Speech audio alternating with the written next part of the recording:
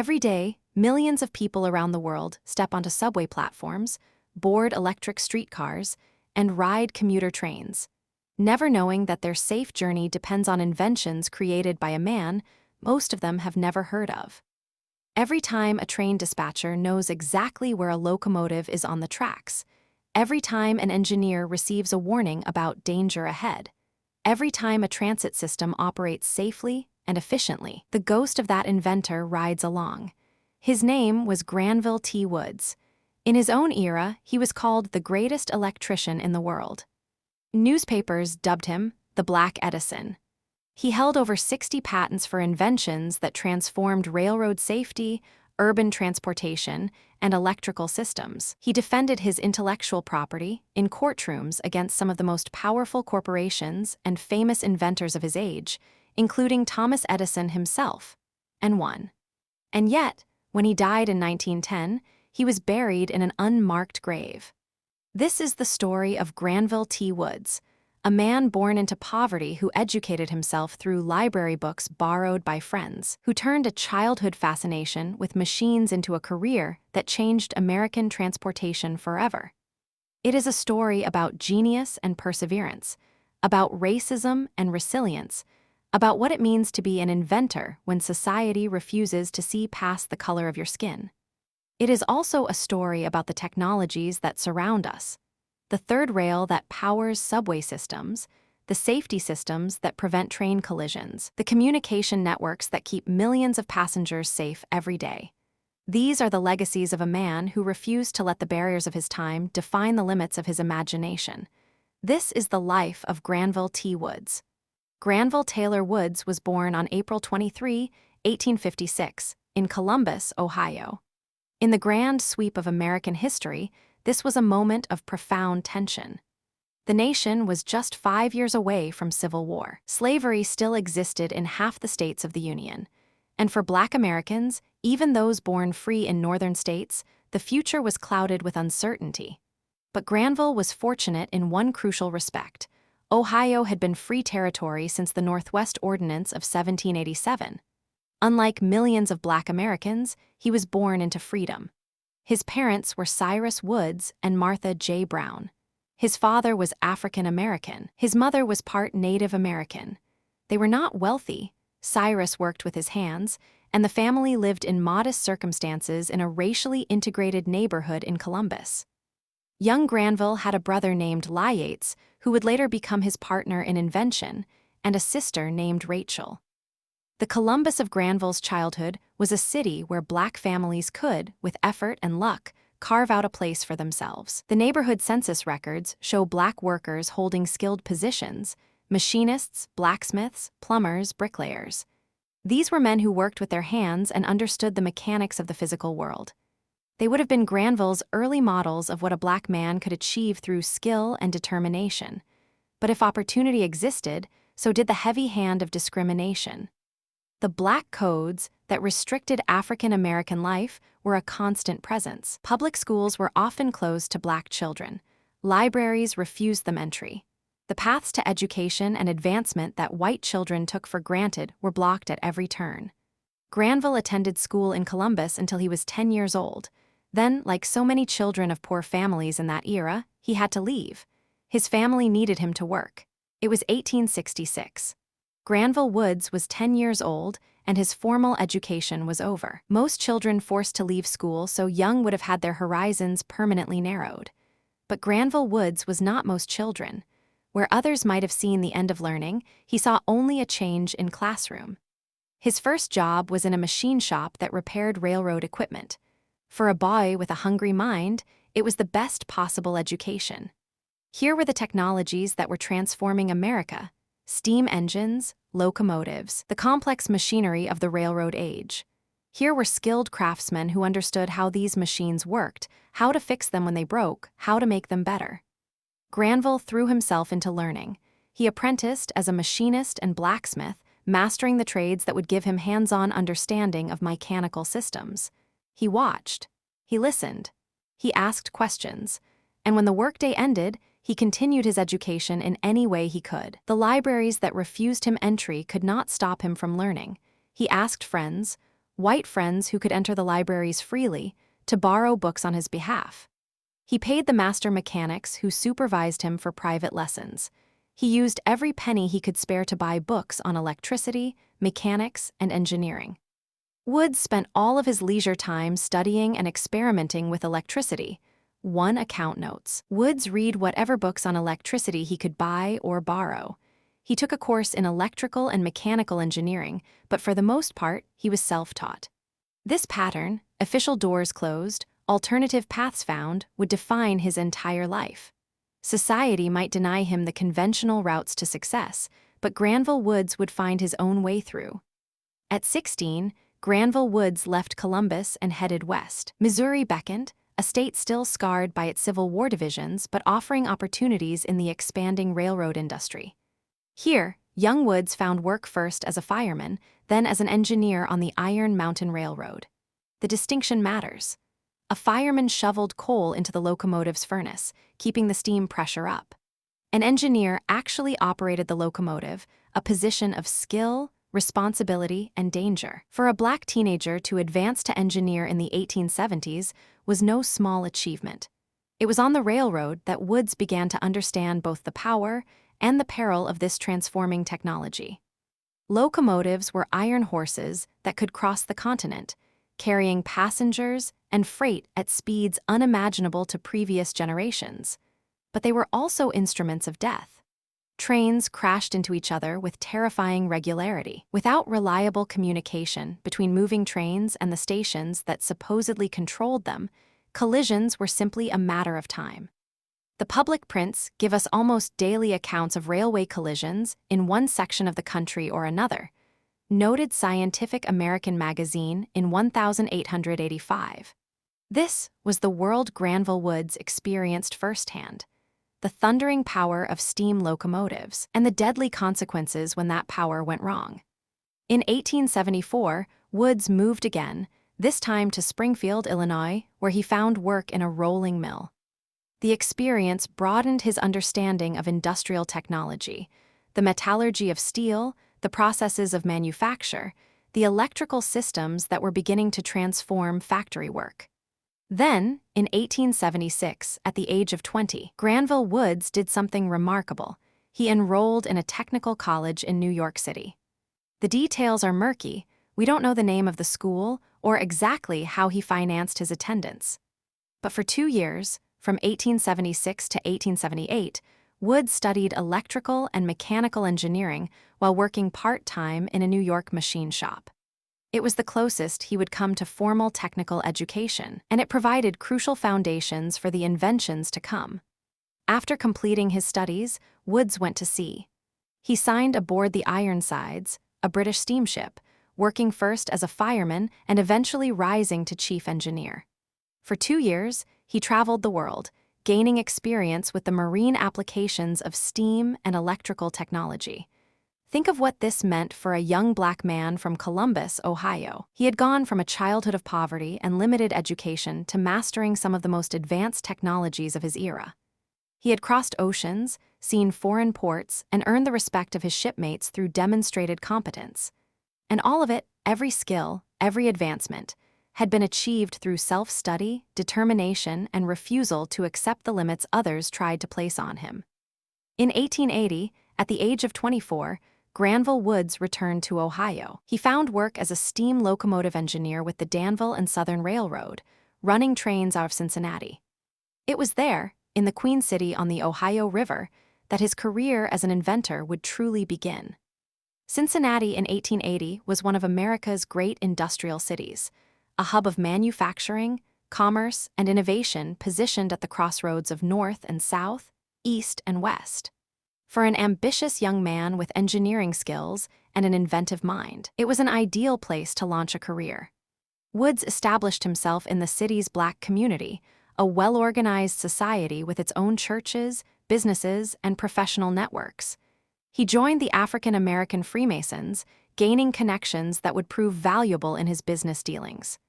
He was, by all accounts, articulate and well-spoken, meticulous in his appearance, and burning with ambition. And he began to invent. The first patent came in 1884, an improved steam boiler furnace. It was a modest beginning, an improvement to existing technology rather than a revolutionary new device. But it established Woods in the patent office records and gave him his first taste of what patent ownership could mean. The second patent, in 1885, was more significant, an improved telephone transmitter.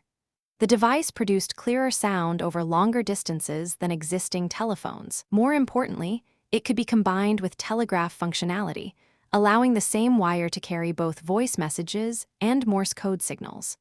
Woods called this hybrid device telegraphony. And when Alexander Graham Bell's American Bell Telephone Company saw its potential, they purchased the patent rights. The sale of the telegraphony patent was a turning point. It provided Woods with capital, money to invest in further research, to purchase equipment, to devote himself full-time to invention. It also proved that his ideas had commercial value, that companies would pay for what his mind could create. In 1884, Woods and his brother Yates established the Woods Electric Company in Cincinnati. The goal was ambitious: to develop new inventions and market them to the burgeoning electrical industry. For a few years, the company thrived as an invention laboratory, producing a steady stream of patents. But Granville Woods's greatest invention was still ahead, and it would be born from his memories of those terrifying train collisions he had witnessed on the railroads. Imagine you are a train dispatcher in 1885. You sit in a station, theoretically in control of a section of track. Trains are supposed to follow schedules, to arrive and depart at appointed times, to maintain safe distances from one another. But you have a problem. Once a train leaves your station, you have no way to communicate with it. Telegraph wires run alongside the tracks, but they connect only fixed stations, not the moving locomotives thundering between them. If a train breaks down, if a schedule slips, if conditions change, you have no way to warn the engineer. And he has no way to warn you. The result was carnage. Trains crashed into each other with depressing regularity. Rear-end collisions, head-on collisions, derailments caused by unexpected obstacles. The newspapers were full of disaster stories. Passengers died, crews died, and no one knew how to stop it. Granville Woods knew this problem intimately. He had worked the railroads. He had seen the fear in engineers' eyes as they drove their locomotives into the unknown, never certain what might be waiting around the next curve. And his engineering mind had been working on a solution for years. The key insight came from the principle of electromagnetic induction, the phenomenon by which a changing magnetic field in one wire can induce an electrical current in a nearby wire without any direct physical connection between them. Woods realized that the telegraph wires running alongside railroad tracks could be used as one half of an induction system. If he placed a coiled wire, powered by a battery, beneath a moving train, it would generate a magnetic field. That field would interact with the magnetic field of the telegraph wires, allowing signals to pass between the moving train and the fixed wire. In other words, wireless communication between moving trains and stations. Not truly wireless in the modern sense. The system depended on the proximity of the telegraph lines, but wireless enough to solve the problem of the silent, incommunicado locomotive. Woods developed the system through 1881, creating designs, sketches, and working models.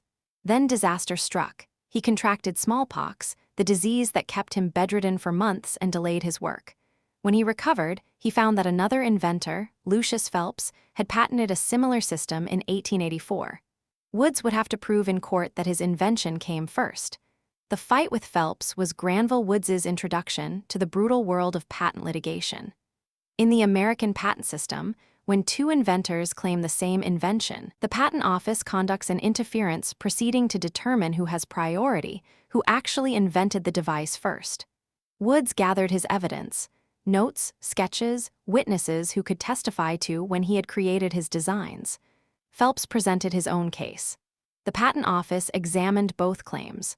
On November 29, 1887, the verdict came: Granville T. Woods was the prior inventor. U.S. Patent number 373,915 for the induction telegraph system was his, but the legal battles had only begun. Thomas Edison, the most famous inventor in America, the Wizard of Menlo Park, filed his own claim to the technology. Edison argued that he had created a similar telegraph system first and that Woods's patent was invalid. Twice, Edison challenged Woods in court. Twice, Woods won. After his second defeat, Edison took a different approach. He offered Granville Woods a job. "Come work for the Edison Company," he proposed. "Bring your genius under our roof." Woods declined. He preferred to remain an independent inventor, free to pursue his own ideas on his own terms. The newspapers took notice.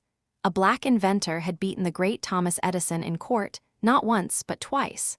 The coverage gave Woods a new nickname, the Black Edison. The induction telegraph was just the beginning. Woods continued to refine and improve the system, eventually creating what he called the synchronous multiplex railway telegraph. The device was a masterpiece of practical engineering. A large battery-powered magnet was placed underneath the train, connected to a telegraph or telephone in the engineer's cab. When activated, the magnet generated a magnetic field that interacted with the telegraph lines running parallel to the tracks. This allowed signals to flow in both directions, from station to train and from train to station. But it did more than that. Because the system used both telegraph and telephone technology, operators could send Morse code messages or have real-time voice conversations.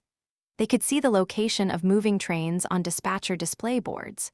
They could coordinate movements, warn of dangers, and prevent the collisions that had cost so many lives. Train operators and dispatchers could send Morse code telegraph, or with the addition of a telephone receiver, even have real-time conversations, synchronous, explains the New York Transit Museum, and could show the location of a moving train on a dispatcher's display board. The technology was revolutionary.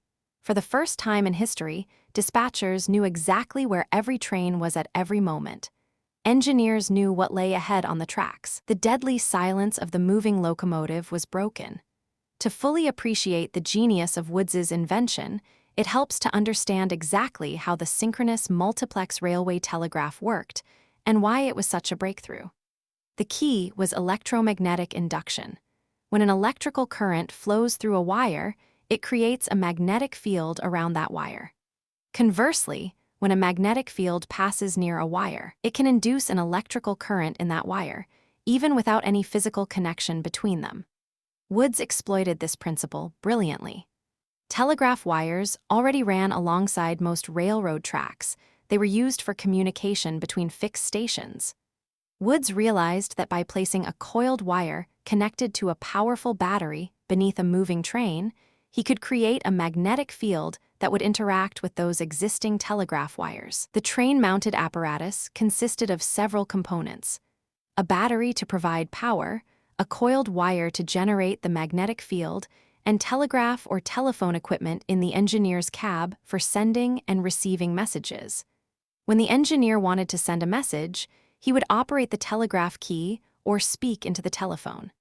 The signal would travel through the coiled wire, creating fluctuations in the magnetic field that would induce corresponding signals in the nearby telegraph wires.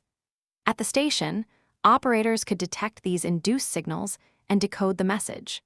They could also send messages back the same way. Their signals would travel through the telegraph wires, inducing signals in the train's equipment that the engineer could receive. The multiplex part of the name referred to the system's ability to handle multiple signals simultaneously. Because different trains on different sections of track were interacting with different portions of the telegraph wire, dispatchers could track multiple trains at once, a crucial capability for busy rail networks. The synchronous aspect related to the real-time nature of the communication. Unlike earlier systems that might involve delays or relay stations, Woods's telegraph allowed essentially instantaneous communication between trains and stations. An engineer seeing danger ahead could alert the dispatcher immediately. A dispatcher spotting a scheduling conflict could warn engineers before disaster struck. The economic value of the system was enormous.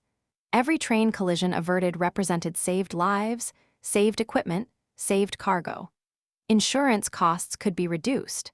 Schedules could be tightened because dispatchers no longer needed to build in excessive safety margins for trains whose locations were unknown. The efficiency gains rippled through the entire railroad industry. This was the kind of practical, problem-solving invention that characterized Woods's entire career. He didn't create technologies for their own sake. He identified real problems, often problems he had witnessed firsthand, and engineered solutions that worked in the real world. The railway telegraph made Granville Woods famous, but it was only one of more than 60 patents he would accumulate over his lifetime. His inventive mind ranged across the entire landscape of electrical and mechanical technology, finding problems to solve and improvements to make wherever he looked. Consider the troller, a grooved metal wheel that Woods designed to allow streetcars to collect electrical power from overhead wires. The device was so successful, so widely adopted, that it gave the English language a new word: trolley. Every trolley car that ever rolled down an American street was using technology that Granville Woods helped develop. Or consider his work on what became known as the third rail system. While Woods did not invent the concept of using a third rail to deliver electrical power to trains, that honor belongs to earlier inventors like Werner Siemens. He made crucial improvements to the technology that made it safer and more practical. Woods's system used wire brushes to make connections with metallic terminal heads, delivering power without exposing dangerous live wires. The electricity would pass from the rails through the motor truck of the train car and back into the running rails, creating a constant circuit. Once the train had passed over a section of track, that section was no longer live, reducing the risk of electrocution. The system was first tested in February 1892 on the Figure-8 roller coaster at Kenai Island, an unlikely testing ground for technology that would eventually power subway systems around the world. But Woods understood something important. If the system worked for a small amusement park ride, it could be scaled up. And it was this scalability that made his improvements so valuable. When the New York City subway system opened in 1904, it used third rail technology that incorporated Woods's innovations. The contact shoe, the point where electricity flows from the third rail into the subway car, operates on principles that Woods helped develop. Every day, millions of New Yorkers ride trains powered by technology descended from his patents. Woods seemed particularly drawn to safety problems. Perhaps his years on the railroad had given him an intimate understanding of the dangers workers and passengers faced. Perhaps he simply saw opportunities where others saw only hazards. He developed the dead man's handle, a controller that automatically slows or stops a train if the operator becomes incapacitated. The concept is simple but life-saving. The engineer must actively hold the handle in position for the train to continue moving. If the engineer suffers a heart attack, faints, or otherwise becomes unable to operate the train, releasing the handle triggers automatic braking. Variations on this system are now standard safety equipment on transit systems throughout the world. Every time a subway train comes safely to a stop because its operator became ill, Granville Woods's thinking is at work. He also developed automatic brake systems, improvements to the air brakes pioneered by George Westinghouse. Woods's version could be activated from inside any train car, allowing passengers or crew to stop the train in an emergency. He designed a brake that could be triggered from the tracks themselves, stopping trains before they reached a dangerous section. The complete list of Woods's inventions spans nearly the entire electrical and mechanical landscape of his era. He patented improvements to the phonograph. He developed a galvanic battery. He created an electric railway conduit system. He invented an automatic safety cutout for electrical circuits, an early form of the circuit breakers that protect our homes today. He patented a safety dimmer for theatrical lighting, an efficient system that saved 40% of the electricity typically used for stage lights while providing safer, more controllable illumination. He developed an egg incubator. He improved tunnel construction methods for subway systems. Between 1884 and his death in 1910, Granville Woods was granted approximately 60 U.S. patents. At least a dozen dealt specifically with electrical railway systems. His inventions were purchased and used by the great corporations of his era: General Electric, Westinghouse, American Bell Telephone. Few inventors of any race have produced a larger number of appliances in the field of electricity, wrote one obituary after his death, and few have done more for the electrical industry than Granville Woods. Granville Woods did not work in isolation. He was part of a broader community of African American inventors who were making crucial contributions to American technology during the post-Civil War era. Contributions that were systematically overlooked and undervalued by a racist society. Lewis Howard Latimer, another African American inventor, worked on crucial improvements to the incandescent light bulb, including the carbon filament that made Edison's invention practical for widespread use. Elijah McCoy invented automatic lubrication systems for machinery that were so effective that buyers insisted on the real McCoy rather than inferior imitations. Jan Ernst Matzeliger revolutionized the shoe industry with his lasting machine. Garrett Morgan invented the traffic signal and the gas mask. These men faced many of the same challenges Woods confronted: limited access to education, difficulty securing investment, skepticism about their abilities, and the constant threat of having their work stolen or claimed by white inventors. They navigated the same hostile environment, finding paths to success despite the obstacles placed in their way. What distinguished Woods, perhaps, was the breadth and practical impact of his inventions. While other Black inventors made crucial contributions in specific fields, Woods ranged across the entire electrical and mechanical landscape. His inventions appeared in railroad systems, street railways, factories, theaters, and private homes. He solved problems in communication, transportation, safety, and manufacturing. This breadth reflected both his wide-ranging curiosity and his self-taught education. Woods had learned not in the narrow confines of academic specialization, but through direct experience with real-world technologies. He had worked on railroads and steamships, in machine shops and rolling mills. Every job had taught him something. Every experience had added to his understanding of how things worked and how they could work better. The community of Black inventors also provided mutual support. Woods and his brother Yates collaborated on multiple patents. The networks of African American professionals, churches, and fraternal organizations like the Freemasons provided connections and resources that helped compensate for exclusion from white professional circles. But ultimately, each inventor had to face his challenges largely alone. There were no venture capitalists eager to fund Black entrepreneurs, no established corporations willing to hire Black engineers, no universities producing generations of trained Black scientists. Everything had to be done the hard way, against the grain, in defiance of a society that assumed Black people were incapable of such achievements. That Woods and his contemporaries achieved so much under these conditions is not just a testament to their individual genius. It is evidence of the tremendous human potential that racism squandered. The inventions never made, the problems never solved, the progress never achieved because talented minds were denied the opportunity to flourish. Granville Woods's achievements were remarkable by any standard, but they were even more remarkable given the world in which he achieved them. Woods lived and worked during the era of Jim Crow, a time when racism was not just pervasive, but institutionalized. African Americans were systematically excluded from libraries, schools, professional organizations, and social networks. The technical education that white inventors took for granted was largely closed to Black Americans. The business connections that helped white inventors commercialize their ideas were denied to their Black counterparts. Woods navigated this hostile environment through a combination of brilliance, determination, and pragmatic compromise. He educated himself when formal education was denied him. He built business networks within the African American community while also cultivating relationships with white investors and corporations. He learned to protect his intellectual property through the patent system and the courts, but the barriers were constant and exhausting.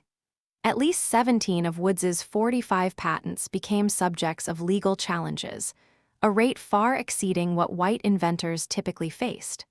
Time and again, he had to prove in court that his inventions were genuinely his own, that he had not stolen ideas from others, that a Black man could indeed be the originator of sophisticated technology. Woods himself was acutely aware of the prejudice he faced. In an extraordinary detail from his life, contemporary accounts note that he sometimes claimed to be an immigrant from Australia rather than a native-born American. Why? because he believed he would receive more respect if people thought he was a foreigner rather than an African American. Think about what that means. Woods had beaten Thomas Edison in court.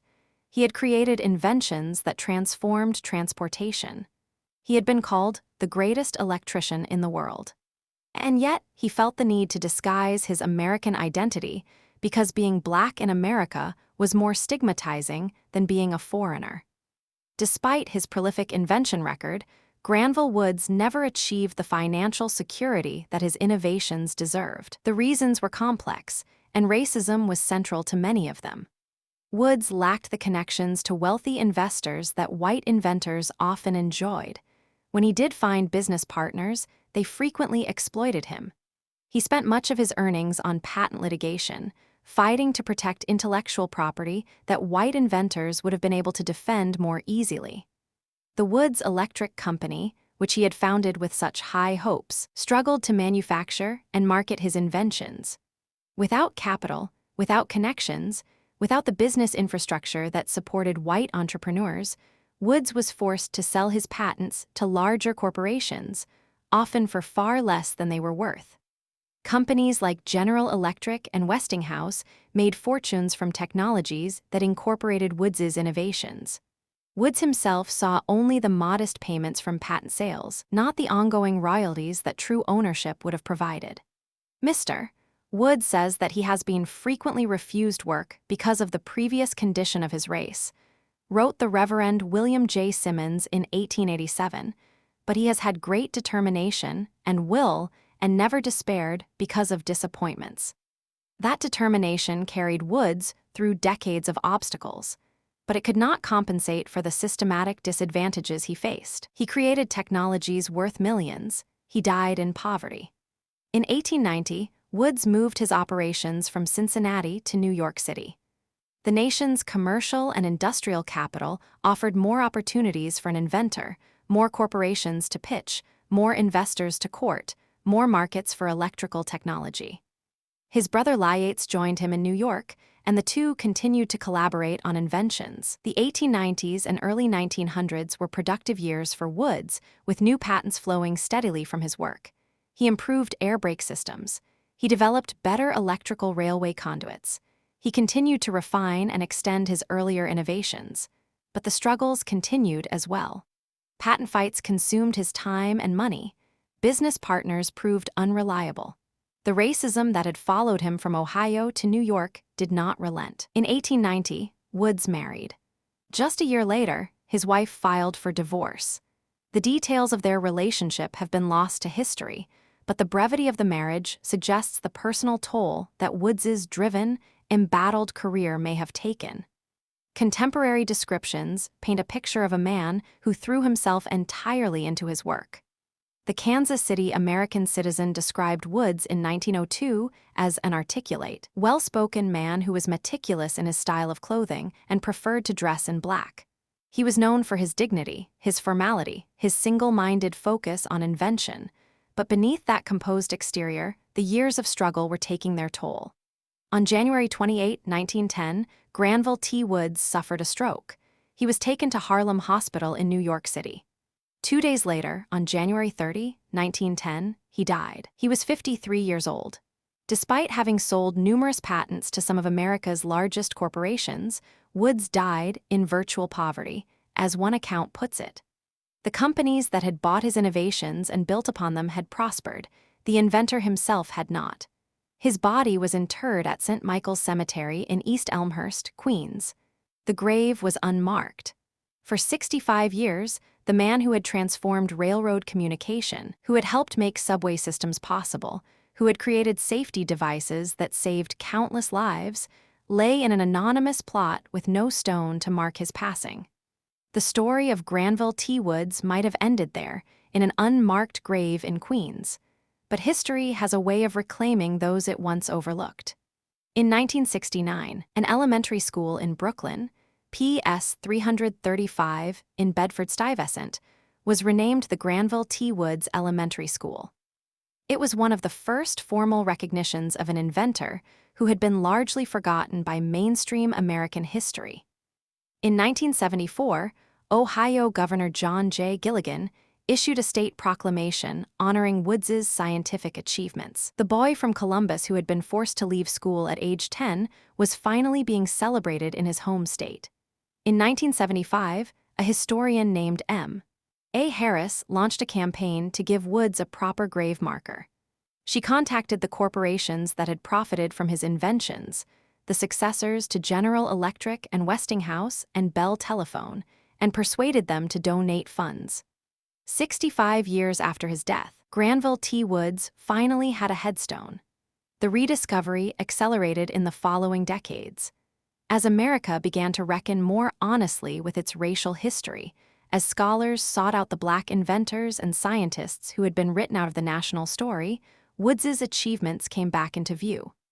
In 2004, for the centennial of the New York City subway system, the Metropolitan Transportation Authority issued 4 million Metro cards commemorating Granville T. Woods and his contributions to third-rail electrification.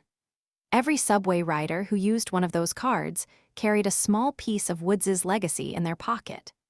In 2006, Woods was inducted into the National Inventors Hall of Fame, one of the highest honors an American inventor can receive. He joined the ranks of Thomas Edison, Alexander Graham Bell, and the other giants of American innovation. The man Edison had tried to defeat in court now stood beside him in the pantheon of inventors. In 2008, the corner of Stillwell and Mermaid Avenues in Brooklyn was renamed Granville T. Woods Way. The location was chosen deliberately. It sits directly across from the Kenai Island Stillwell Avenue terminal, near the site where Woods's third-rail improvements were first tested on the Figure-8 roller coaster more than a century ago. Today, the technologies that Granville Woods helped create are woven into the fabric of modern life. When you step onto a subway platform and board a train powered by a third rail, you're using technology that incorporates his innovations. When that train moves through the system under the watchful eyes of dispatchers who know exactly where every locomotive is, you're benefiting from principles he pioneered with his railway telegraph. When a dead man's handle stops a train because its operator has become incapacitated, you're being protected by a safety concept he developed. The trolleys that once rolled down American streets, before they were replaced by buses and private automobiles, used his troller design. The safety dimmers that once controlled theatrical lighting traced their lineage to his patents. The circuit breakers that protect your home from electrical fires descend from his automatic safety cutouts. Modern telephones, while transformed beyond recognition by digital technology, still rely on fundamental principles of signal transmission that Woods helped refine. Local area networking, the systems that connect computers within buildings, has been compared to his induction telegraph concept. Modern telephones utilize the physical properties of Woods's telephone transmitter, notes one assessment, and his induction telegraph system was actually a forerunner to local area networking systems. The direct technological lines are important, but perhaps even more important is what Granville Woods represents. The power of the human mind to overcome any obstacle, the capacity for self-education to rival or exceed formal schooling, the possibility of genius flourishing in the most unlikely circumstances. It is worth pausing to consider just how deeply Woods's innovations are embedded in the technology we use every day. Consider the subway system of any major city. The trains are powered by electricity delivered through a third rail, technology that Woods improved to make safer and more practical. The dispatchers know where every train is at every moment, a capability that descends from his railway telegraph. The safety systems that stop a train if its operator becomes incapacitated trace their lineage to his dead man's handle. The brakes that can be activated in an emergency incorporate principles he developed. Consider the history of American transportation. Before the automobile age, electric streetcars were the dominant form of urban transit. Every one of those trolleys, the word itself derives from Woods's troller invention, collected power from overhead wires using technology he helped develop. The transit systems that moved workers to factories and shoppers to stores, that knitted American cities together, depended on innovations that Granville Woods created. Consider the safety systems that protect us in countless contexts. Circuit breakers that prevent electrical fires. Emergency stops on machinery. Fail-safe systems that shut down equipment when something goes wrong. These concepts, the idea that safety should be automatic, that systems should default to a safe state when problems occur, were part of Woods's thinking more than a century ago. The electrical age that Woods helped build has transformed into the digital age that surrounds us today. But the fundamental principles remain. We still need to transmit signals reliably. We still need to power machinery safely. We still need communication systems that work when it matters most. Every time an emergency message gets through when lives are at stake, every time a safety system kicks in before disaster strikes, every time electrical power flows safely to the devices we depend on, in all of these moments, the spirit of Granville Woods is present. Beyond the technology, there is also the human legacy to consider. Granville Woods proved something that the racist assumptions of his era denied, that Black Americans were capable of the highest levels of scientific and technical achievement. His patents were not charity. They were recognition by the U.S. Patent Office that his inventions met the same standards as those of any inventor. His courtroom victories over Edison were not gifts. They were judgments that his claims of priority were factually correct. For Black Americans of his era, Woods was a symbol of what was possible. The newspapers that celebrated his achievements, that called him Professor and the greatest electrician in the world, were asserting a counterclaim to the narrative of Black inferiority. Look at this man, they were saying. Look at what we can do when given any chance at all. For Black Americans today, Woods's story is both inspiration and evidence. It proves that the limitations placed on Black achievement were never about ability, they were about opportunity. When a self-taught Black man from Columbus, Ohio, could out-invent Thomas Edison in the 1800s, the problem was clearly never lack of Black talent. The problem was, and in many ways still is, lack of access, lack of support, lack of recognition.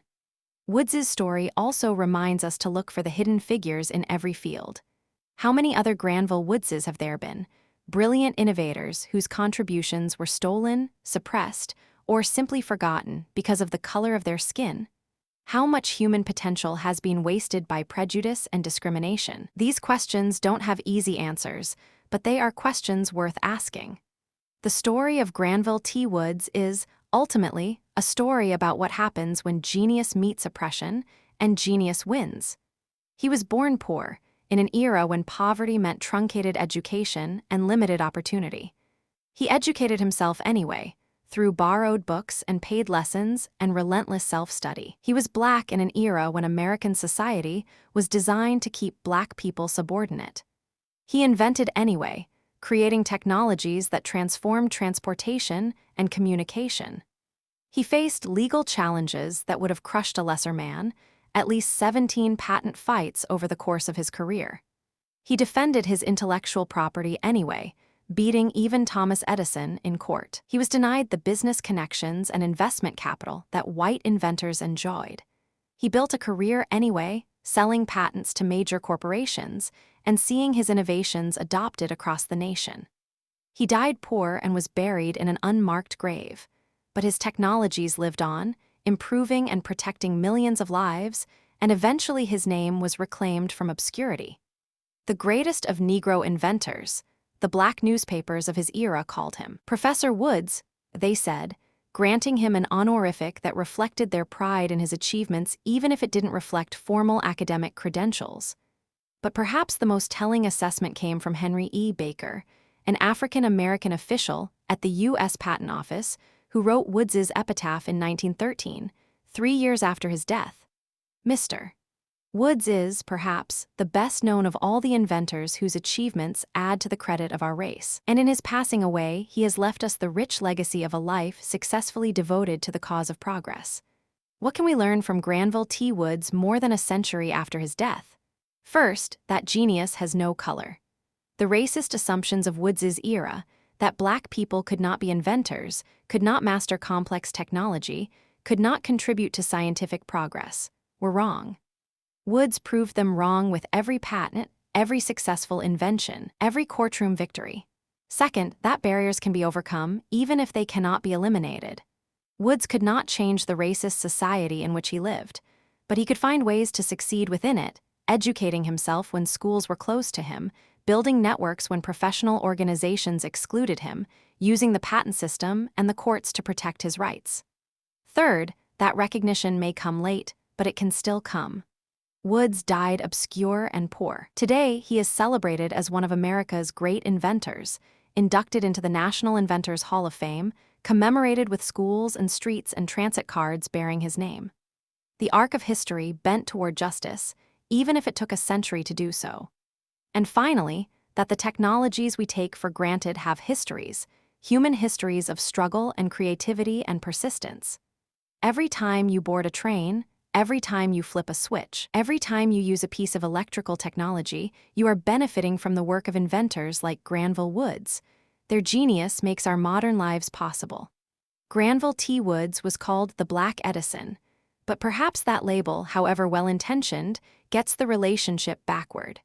Edison was famous and celebrated in his own time. Woods was not. Edison had access to capital and connections and publicity. Woods did not. Edison's achievements were recognized immediately. Woods's had to be rediscovered. Perhaps the real question is not why Woods was called the Black Edison. Perhaps the question is why Edison was never called the White Woods. In any case, both men now stand together in the National Inventors Hall of Fame, their achievements equally honored, their legacies equally preserved.